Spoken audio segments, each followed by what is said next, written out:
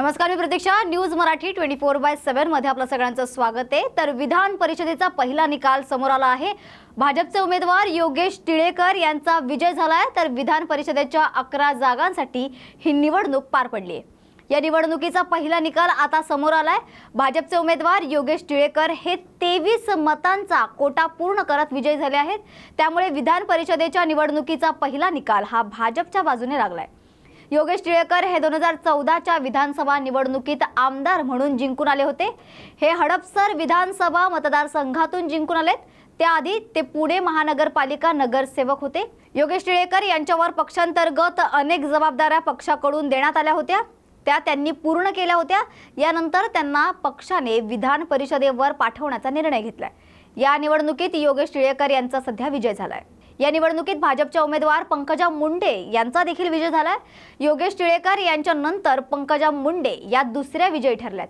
त्यानंतर भाजपचेच उमेदवार परिणय फुके हे विजयी झाल्याची तिसरी बातमी आली.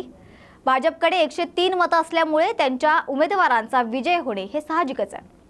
भाजपच्या 5व्या उमेदवारासाठी चुरस असणार आहे. विशेष म्हणजे ठाकरे गटाचे उमेदवार मिलिंद नार्वेकर यांना देखील या निवडणुकीत चांगलं यश मिळालं आहे. ठाकरे गटाचे हक्काचे केवळ 16 मते होती. असं असताना त्यांचा विजय जवळपास निश्चित मानला जातोय. अजित पवार गटाचे शिवाजीराव गर्जे आणि राजेश विटीकर या दोन्ही उमेदवारांचा विजय झाला आहे. दरम्यान विधान परिषदेच्या निवडणुकीच्या पार्श्वभूमीवर गेल्या काही दिवसांपासून महाराष्ट्रातील राजकारण हे तापलं आहे. या निवडणुकीत महायुतीने 12वा उमेदवार दिल्यानं ही निवडणूक प्रतिष्ठेची बनली होती. अखेर आता निकाल समोर आलाय. तर विधान परिषदेतील भाजपचे उमेदवार आहेत पंकजा मुंडे, परिणय फुके, सदाभाऊ खोत, अमित गोरखे, योगेश टिळेकर. राष्ट्रवादी काँग्रेस अजित पवार गटाचे उमेदवार आहेत शिवाजीराव गर्जे, राजेश विटीकर. शिवसेनेचे आहेत कृपाल तुमाने आणि भावना गवळी.